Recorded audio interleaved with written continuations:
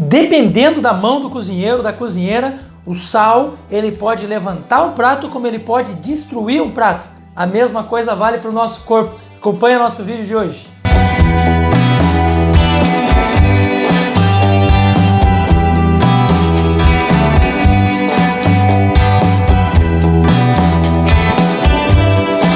Eu ia dizer agora que nós íamos apimentar a nossa relação, mas na verdade hoje nós vamos salgá-la.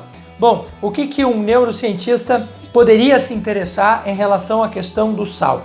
Na verdade, a neurociência, de uma forma geral, ela se interessa bastante pela questão do sistema nervoso, mas não se engane, não é só o sistema nervoso em si, e sim tudo aquilo que faz o sistema nervoso funcionar. E adivinha, quem é que participa fortemente desse processo? O nosso querido sal. E é por isso que o cloreto de sódio hoje fará parte do nosso vídeo.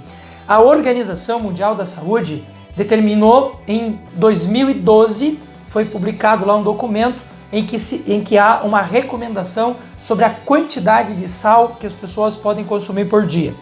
É importantíssimo que você já entenda que sal é cloreto de sódio, são pelo menos 2 elementos químicos diferentes que compõem este produto final chamado sal. Em média, nós temos um pouquinho mais de cloro do que o que nós temos de sódio na formulação do sal, e esse sal refinado, esse sal de cozinha, esse sal comum que você conhece, por ser refinado, ele acaba tendo uma hiperconcentração desses 2 produtos que eu falei para você agora. Como assim, professor? Pois é que nós temos outros tipos de sal. Vejam vocês aqui um sal que se popularizou muito, chamado sal rosa do Himalaia. Se você pegar 1 grama deste sal e 1 grama deste sal e observar a diferença da composição, você vai ver que 1 grama de sal refinado, de sal branco, tem cerca de 400 miligramas de sódio e o restante é cloro. Esse cara aqui, 1 grama de sal, mesmo grama de sal, ele tem 230 miligramas de sódio. Portanto, a primeira grande diferença desses 2 tipos de sal é que um tem uma hiperconcentração maior do que o outro. Aí você fala, ué, e o restante?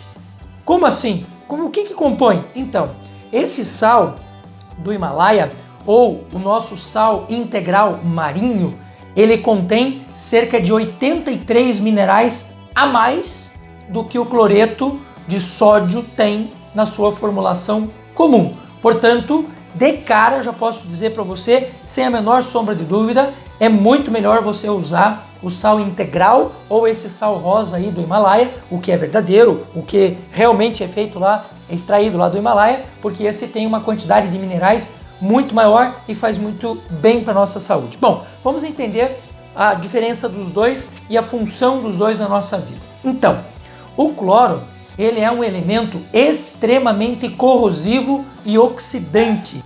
Mas não imagine que o cloro seja ruim de todo, não. O cloro tem várias funções importantíssimas no nosso corpo. Veja, por exemplo, que o nosso estômago produz ácido clorídrico, que usa o cloro para fazer esse processo da digestão. É evidente que o cloro em excesso faz mal para o intestino, faz mal para o sangue, faz mal para o corpo, faz mal para os ossos. Aliás, eu quero fazer um desafio a você. Um desafio, você que tem cabelo comprido, que gosta de usar cabelo comprido. Se você toma banho no chuveiro quente com água clorada, não interessa o quanto de shampoo, o quanto de condicionador você use, você sempre vai ter o seu cabelo precisando de tratamento. Se você usar água fria e usar um filtro no seu chuveiro, garanto para você que em menos de 1 semana o seu cabelo está maravilhoso, o seu cabelo está formoso, frondoso. Por quê? Porque o cloro faz mal para o nosso cabelo. E o cloro, quando consumido em excesso, ele reage com a matéria orgânica, com os ácidos chamados úmicos e fúlvicos, produzindo um subproduto chamado trialometano, que é cancerígeno, que faz mal para o ser humano. Muitos anos consumindo cloro em excesso, tanto na água quanto no excesso de sal que você consome, é um dos grandes geradores de câncer no planeta hoje. Portanto, o consumo de sal numa quantidade suficiente, no máximo até 5 gramas por dia, em média, é suficiente para você ter o que você precisa para fazer a digestão e para todos os processos bioquímicos do seu corpo. Bom, vamos falar um pouquinho do nosso sódio. O sódio, ele participa de 3 ações importantíssimas do nosso corpo. Primeiro, funcionamento dos nossos músculos e neurônios, por isso o neurocientista se interessa tanto pelo sódio. O sódio regula o pH, que é o nosso nível de acidez do corpo, e uma das funções mais importantes do sódio é o controle da nossa pressão osmótica, ou seja, da nossa pressão do sangue. O sódio, ele tem uma habilidade muito interessante de atração da água. Por isso, aonde tem o sódio, as moléculas de água sempre são atraídas para ela. Se você tem muito sódio na sua corrente sanguínea, por exemplo, você vai atrair a água que está no interior das células, vai fazer com que o seu intestino absorva mais água também, e você vai ter 2 problemas.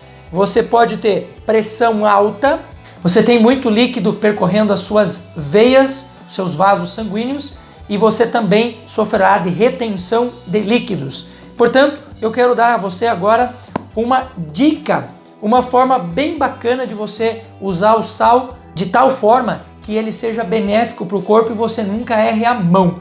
Olha aqui, ó, isso aqui que eu estou mostrando para vocês é gergelim, gergelim cru. Essa sementinha que você encontra geralmente em cima do pão, né, quando você vai lá na padaria.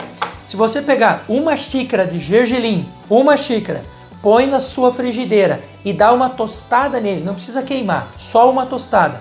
Põe no seu liquidificador e acrescenta 1 colher de sal marinho integral. Qual é o resultado disso? Nós temos aqui um produto chamado Gersal. O gergelim, ele tem algumas propriedades muito interessantes que fazem com que o sal tenha o seu gosto ampliado. Por isso, aquelas pessoas que sofrem de hipertensão ou que não podem consumir muito sal, podem fazer uso dessa receita do Gersal. Bem simples de fazer. Você tosta ele na frigideira, bate no liquidificador com 1 colher de sal marinho, está pronto o seu Gersal. Não consuma demais sal, cuide da sua saúde. Beijo no coração.